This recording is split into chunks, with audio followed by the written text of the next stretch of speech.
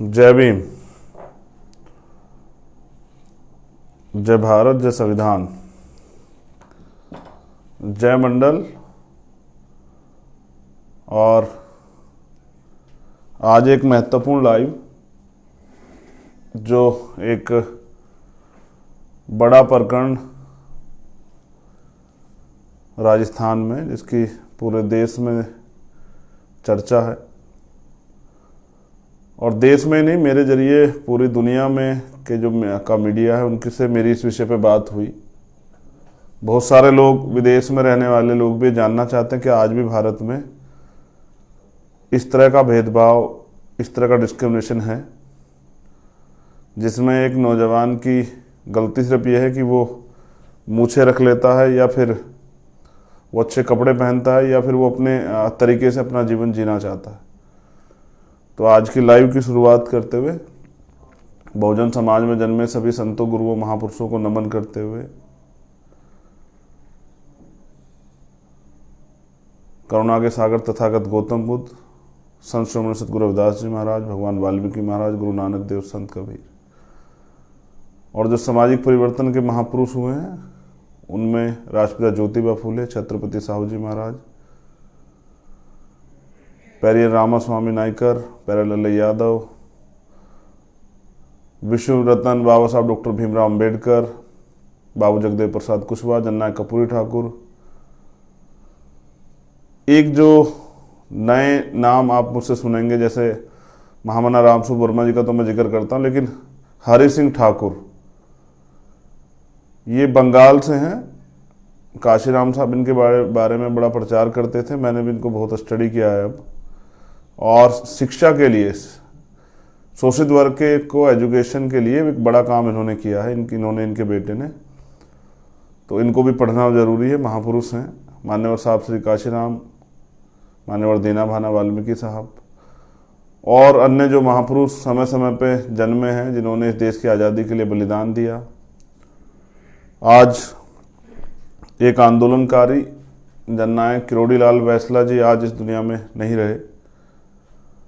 मैं तथागत बुद्ध से प्रार्थना करता हूँ कि उनके परिवार को ये दुख सहने की जो है क्षमता प्रदान करें।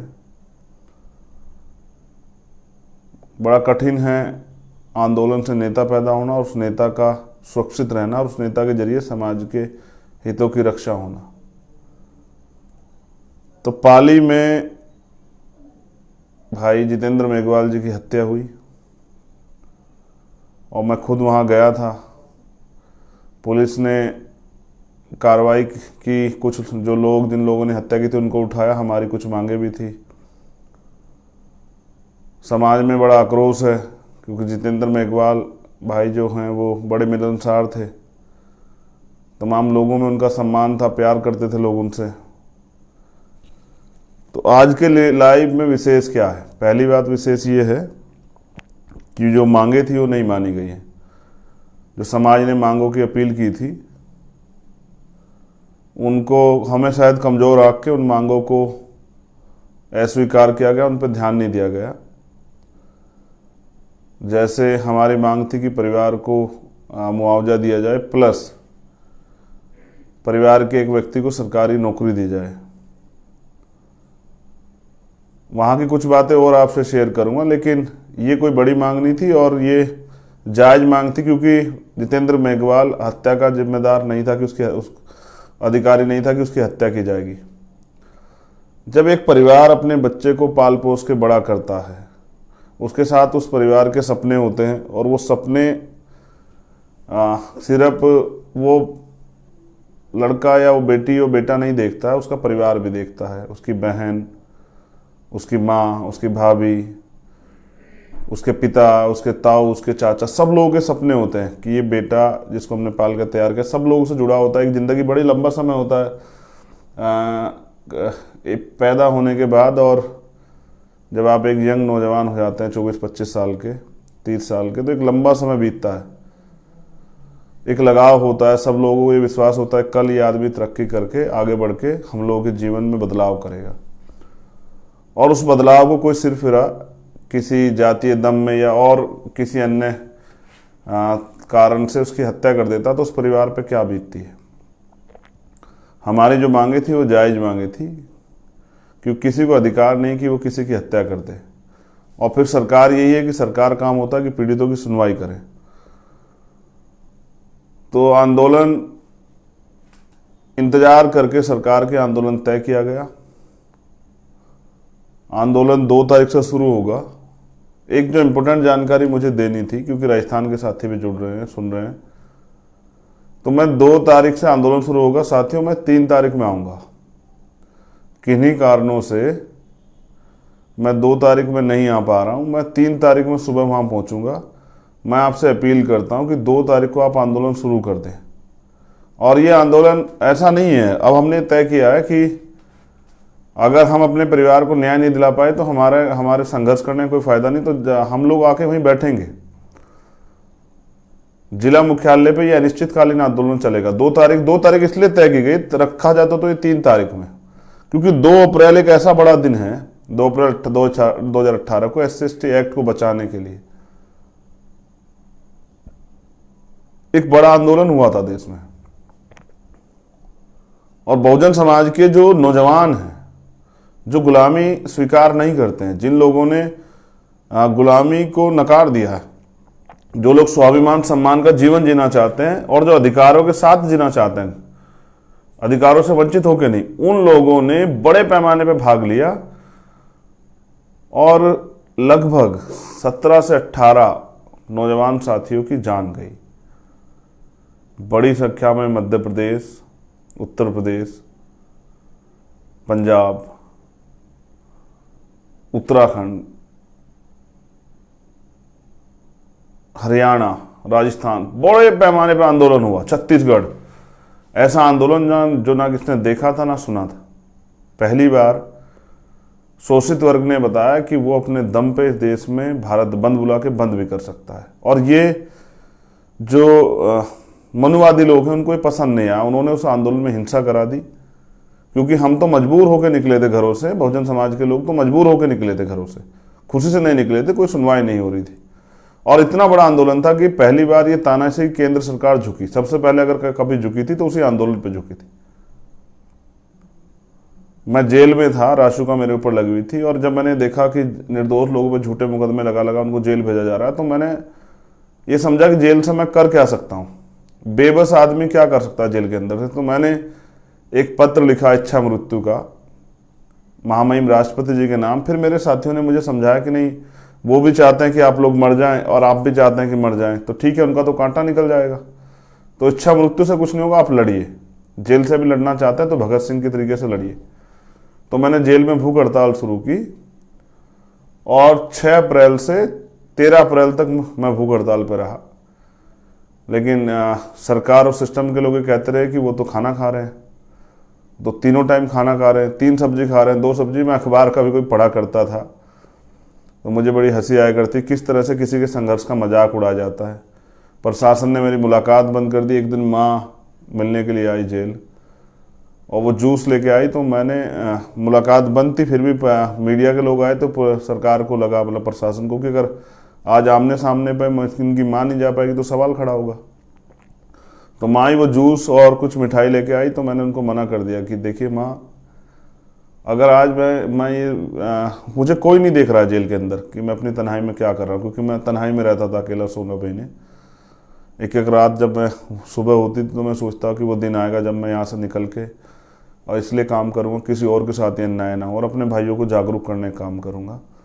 तो मैंने माँ से कहा कि माँ, मुझे कोई देखता नहीं है तन्हाई में, वहाँ मैं चाहूँ तो वहाँ भी पानी पी सकता हूँ, वहाँ भी खाना खा सकता हूँ, लेकिन अगर मैं दिखावे के लिए सब बाहर आके ये करता हूँ और अंदर मतलब अंदर से छिप के कुछ खा पी लेता हूँ, तो ये इससे मैं खुद को सेटिस्फाई नहीं कर पा रहा हूँ, अपने ज़मीर को गवाही नहीं दे पा रहा हूँ कि मैं ईमानदारी से अपना काम कर रहा हूँ नहीं कर रहा हूँ। जैसे एक चोर चोरी करता है तो वो सोचता है कि उसको कोई देख नहीं रहा है, लेकिन कुदरत उसको देख रही होती है। उसको खुद को पता होता है कि वो गलत क्या कर रहा है या सही कर रहा है। उसके दिल में आवाज़ होती है अगर कोई अपराध कर रहा है कि इस अपराध का कि सज़ा भी उसको मिलेगी, ये सही है गलत है, इसका किसी के साथ अन्याय हो रहा है। तो मैं बार बार आँख पे इसलिए हाथ ले जा रहा हूँ, आँख पे कुछ मुझे दिक्कत हुई है। तो मगर मैं ये कह रहा था आपसे कि तो मैंने माँ को मना कर दिया और माँ ने बाहर जाके कहा कि वो नहीं मान रहा है किसी की। मैं समझता हूँ कि सरदार भगत सिंह शहीद आजम उनके साथी कैसे रहे होंगे, क्योंकि मेरे आज भी याद है कि मेरे चेहरे की खाल जो है वो उतरने लगी थी, स्किन जो है, और मेरे पैर हाथ जो है बहुत वो वीक हो गए थे, मेरी आंखों से दिखना बंद हो गया था और बदन से मेरे खाल उतर रही थी और मेरा जो क्रिएटिनाइन है वो बहुत डाउन चला गया था। 14 अप्रैल को बाबा साहब की जयंती पे मेरे बड़े भाई मेरे पास आए मिलने के लिए और उन्होंने मुझसे 2 बातें शेयर की। जो बातें मैंने आपसे पहले बताई कि सरकार भी चाहती है आप मर जाओ और आप भी चाह रहे हो आप मर जाओ, तो सरकार का फ़ायदा होगा, सरकार के खिलाफ जो लोग आंदोलन कर रहा है वो एक कम हो जाएगा, सरकार तो चाहती है ऐसा ही है, और सरकार पे दोष भी नहीं जाएगा। तो आप अगर कुछ करना चाहते हैं तो इंतज़ार कीजिए जेल से बाहर आने का और फिर लड़िए। ये क्या बात हुई कि भैया आप यहीं जेल में रहते मरना चाहते हैं? तो मेरी वो बात समझ में आई, अगर कोई समझाने वाला मिलता है, और मैंने स्वीकार किया कि भाई अब ये लड़ाई जेल से बाहर जाकर लड़े, और लड़ भी रहा हूँ मैं। तो इसलिए 2 अप्रैल एक बड़ा दिन है, एक बड़ा आंदोलन हुआ, इसलिए मैंने 2 अप्रैल से शुरुआत की है कि 2 अप्रैल से आंदोलन शुरू हो जाए। 3 तारीख को सुबह मैं आऊँगा और जब तक हमारी मांग पूरी नहीं होगी, 1 दिन हो, 2 दिन हो, 4 दिन हो, 10 दिन हो, हम लोग वहाँ से नहीं हटेंगे। और मैं आपसे भी, आपको भी कह रहा हूँ, राजस्थान के साथियों से मैं आपसे अपील कर रहा हूँ, बहुत हो गया है, बहुत हो गया है, अब नहीं। अब जो साथी आएगा वो जाएगा नहीं जब तक हमारी मांग पूरी थी। इस हिम्मत के साथ आना है साथियों, भूखे प्यासे जैसे भी मिलेगा उसी सहारे रह के आंदोलन को आगे बढ़ाएंगे, लेकिन हम शांतिपूर्ण संवैधानिक रूप से आंदोलन चलाएंगे, लेकिन हम वो पाली डिस्ट्रिक्ट नहीं छोड़ेंगे। उस परिवार को हमने वादा किया न्याय दिलाने का, और एक कार्यकर्ता की, एक अम्बेडकरवादी की, एक बहुजनवादी की, एक संघर्षशील व्यक्ति की पहचान होती है, अगर उसने कुछ कहा तो उसको निभाए। तो ये मैंने तय किया है आप सब लोगों के सहयोग से, ये मेरे व्यक्तिगत बात है, इसलिए मैं की बात कर रहा हूँ। मैं जब वहां जाऊंगा तो हम अपनी बात करेंगे, लेकिन मैंने व्यक्तिगत तय किया कि जब तक हमारी मांग पूरी नहीं होगी मैं वहां से नहीं हिलूंगा। और मैं अपने साथियों से भी अपील करता हूं कि वो 2 तारीख को आ जाएं, लेकिन मैं 3 तारीख में आऊंगा और आंदोलन 3 तारीख से लगातार चलेगा। और ये अकेली मांग नहीं है, इसके साथ और भी मांगे हैं, जैसे 2 अप्रैल के मुकदमे वापसी, और साथी प्रयास कर रहे हैं, हम भी इस पर वो करेंगे, मुख्यमंत्री से बात करेंगे, सरकार से बात करेंगे। भाई हम आंदोलन कर क्यों रहे हैं? इसलिए कर रहे हैं कि अन्याय हो रहा है। अभी आपने देखा नहीं क्या हुआ, भाई मुकेश वाल्मीकि जी हैं, कैप्टन था, उनके बेटे के साथ जो मारपीट हुई है धौलपुर में विधायक द्वारा, और मैंने कल उनसे बात की, क्या नहीं बताया उन्होंने मुझे कितना अन्याय किया गया उस बच्चे के साथ। वो हमारे परिवार का बेटा, हमारा भाई है छोटा, उसके हाथ तोड़ दिए गए, उसकी 10 की 10 उंगलियां तोड़ दी गई, उसकी टांग तोड़ दी गई। महापुरुषों के आशीर्वाद से बच गया, वो तो उसको मरा हुआ छोड़ के गए थे। ये अन्याय हो रहा है राजस्थान में, ये इसी सरकार के लोग ये अन्याय कर रहे हैं, और ये अन्याय नहीं सहेंगे हम लोग, किसी भी कीमत पर नहीं सहेंगे।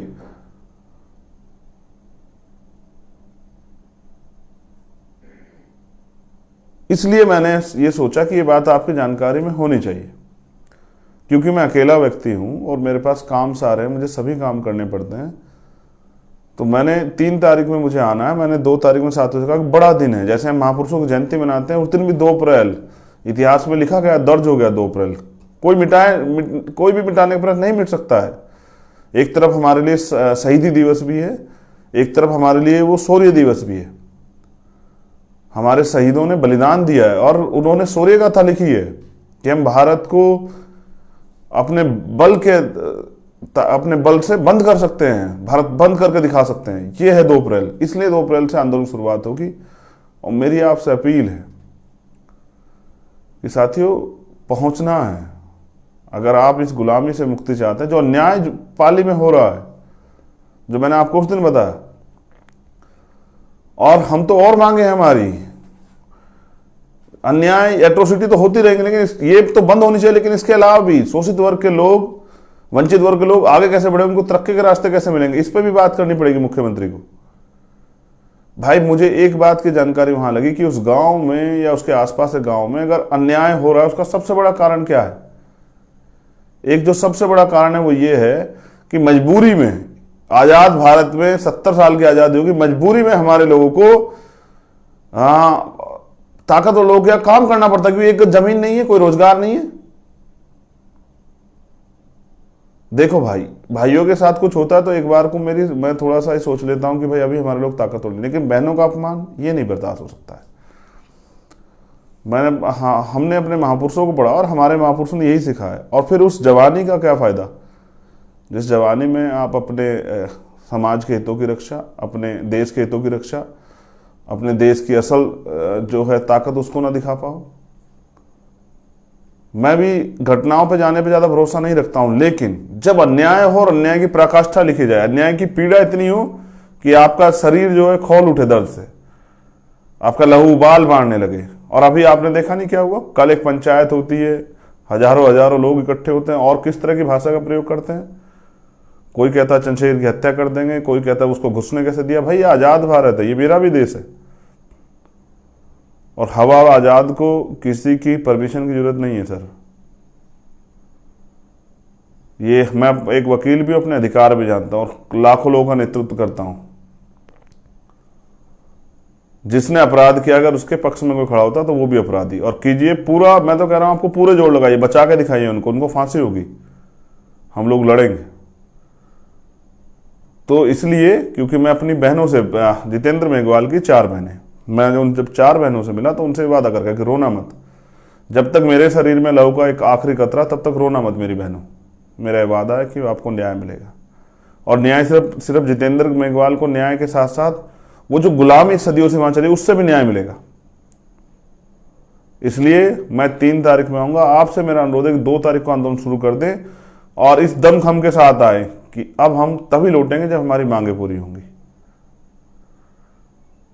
अधिकार मांगने से नहीं मिलते, छीनने पड़ते, और छीनने के लिए बल तैयार करना पड़ता है। शक्ति से परिवर्तन होता है, तो शक्ति हमारे आंदोलन में है और हम अपने आंदोलन को, मैं 3 तारीख में पहुंचूंगा पाली जिला मुख्यालय। आपसे अनुरोध 2 तारीख में आंदोलन शुरू करें। मैं वहां की प्रदेश की टीम से, प्रभारियों से और साथियों से, बहुजन समाज के साथियों से कहना चाहता हूं कि अगर इस अन्याय से मुक्ति चाहते हैं तो अकेले अल्पजन बन के ना लड़िए, बहुजन बन के लड़िए, इकट्ठे होकर लड़िए कि यह अन्याय बंद। फिर उस बात को कोट कर रहा हूं जो गुरु गोविंद सिंह जी ने कही, कोई किसी को राज ना दियो, कोई किसी को ताज ना दियो, जो लियो निज बल लियो। तो अधिकार मांगने से नहीं, लड़ना पड़ेगा, छीनने पड़ेंगे। इसलिए समझदारी से अपने आंदोलन को चलाना है और अगर बलिदान देना पड़े आंदोलन में तो पीछे नहीं हटना है, वो चाहे तन का हो, मन का हो, धन का हो। क्योंकि आप अच्छे कपड़े पहनते हैं, अच्छी घड़ी पहनते हैं, चश्मा, इससे कोई फर्क नहीं पड़ता अगर आप आजाद नहीं हैं। आपको सिर्फ सांसों का लेना आजादी नहीं है। अगर आप अपनी तरह से नहीं जी सकते हैं,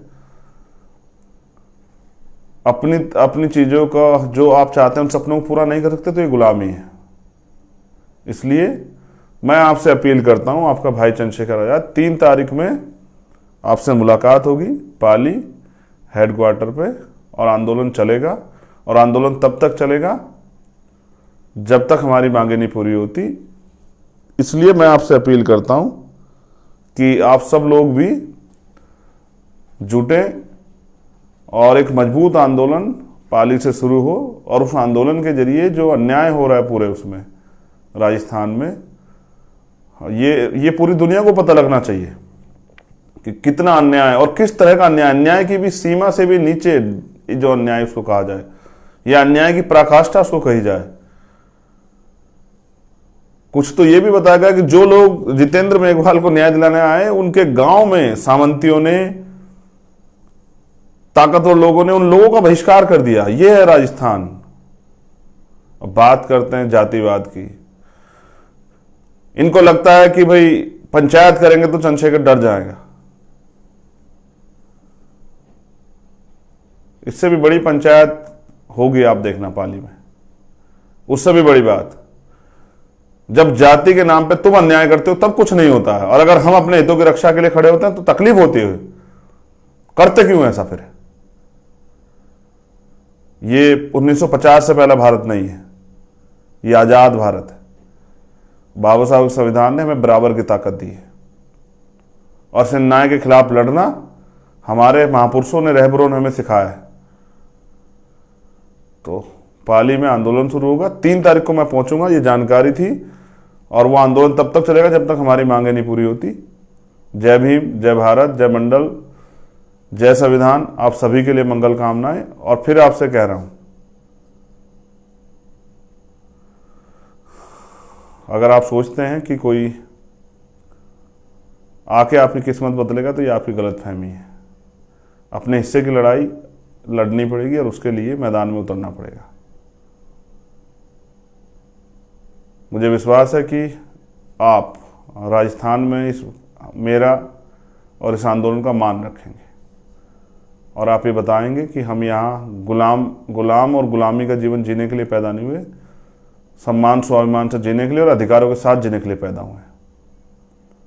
2 तारीख से आंदोलन शुरू होगा और 3 तारीख में आपसे मुलाकात होगी।